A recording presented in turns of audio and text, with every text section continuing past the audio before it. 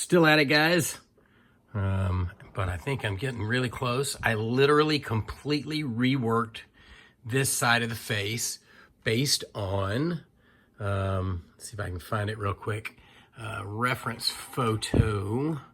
I really spent, as you can tell, I've got lots and lots of reference photos, which is one of the things I wanted to talk about. Is reference photos are literally everything. And Casey Love gave me this one, which reoriented this entire side of the face for me, because prior to this was the only view of this side of the face, which is great.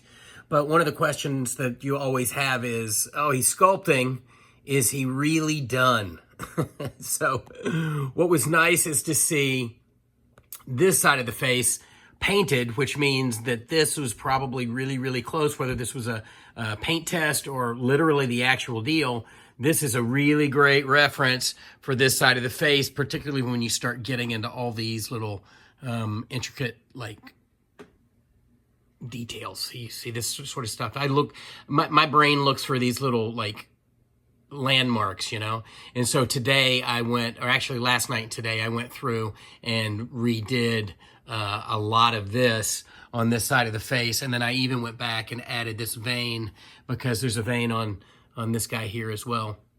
The other thing that was interesting about this particular reference, though, is, you know, I sculpted this whole side of the face, ear and everything. And then I was like, wait a minute.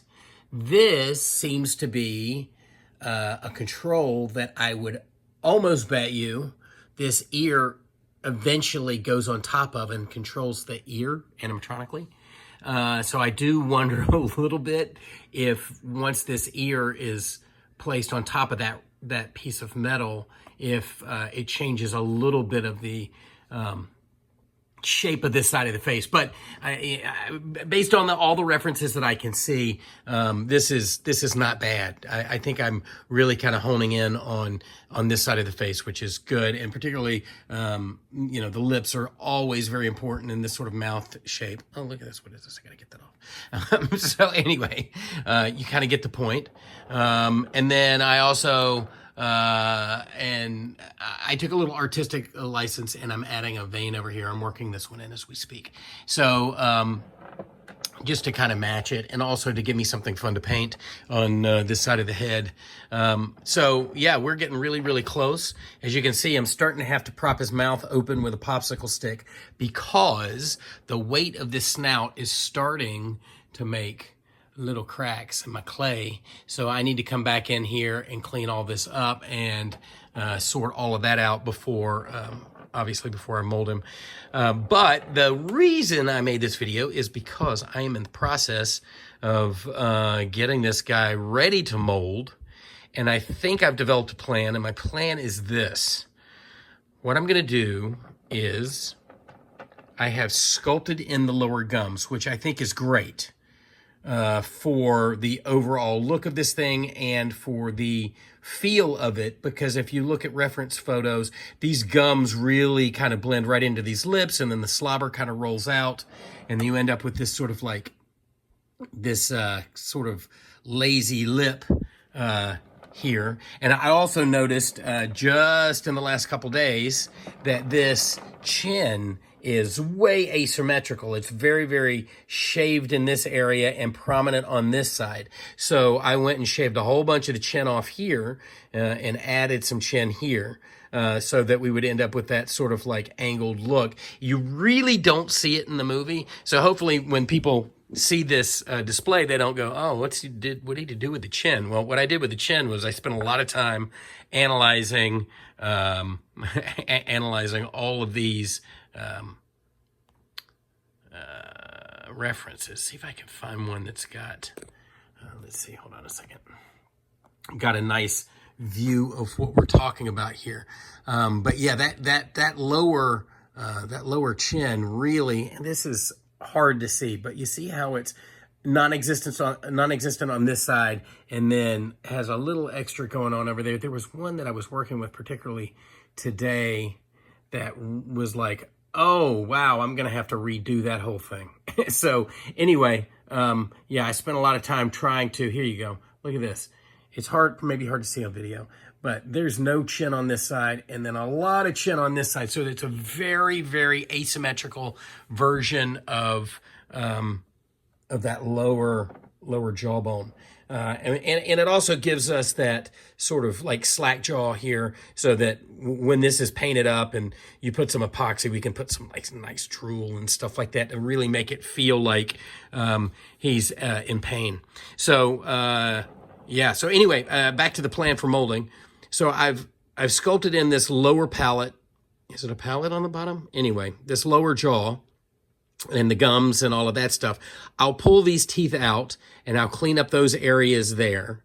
And then on top, what I've done is I've actually filled it in with clay so that really all I have is this sort of recess that will allow me to find my lip again, right? And then I'm going to take, what did I do with it? Oh, here we go. I'm going to take this, which is the upper palate, and that is in fact the right way to say it. I'm going to take this upper palate and mold this separately so that this will be a separate piece in addition also to the teeth. So all the teeth will be 3D printed. The gums will be, I would imagine, latex, and then we'll have the latex lower gums, which is attached for good reason. Because if you look again, I really don't want to deal with having to blend in gums, and particularly when I'm doing blanks and stuff, to put that onus on somebody that's trying to finish one of these. So the lower gums I feel like need to be attached. The upper gums will be this was the prior lower teeth and gums, but the upper teeth and gums will be a separate pieces actually, and I think that I'll be able to get in here, because if you start looking, I've got this much room. This is the least amount of room that I have all the way throughout the snout in order to clean out this clay. So I'm hoping that that gives me enough to really get in there and clean all that stuff out. I'm thinking it will. And there you go. But we are getting really close. I cleaned up the bottom edge all the way around. And actually right now I'm 3D printing. You know, it's so funny. You start thinking about like, well, you know, I like to put my initials or something on the back of a mask or a display. What's the best way to do that? You know, and I try to carve something out of clay, and for some reason I can make a face, but I can't carve letters. I don't even know how that works. But, and then it occurred to me, I'm 3D printing stuff. Why would I not just 3D print a tag that I can put right here so that when I make my mold, I'll end up with the impression of what that 3D print is. And then when I pour my latex in it, then that print will then become a latex version of that thing that I printed. So it's in the printer now, and I can add all the information that I want to it, which is really kind of cool. So there you go. Hope everybody's having a good night, and I'm getting really, really close on this guy. So let me know what you think in the comments below. All right, talk to you guys soon. See ya.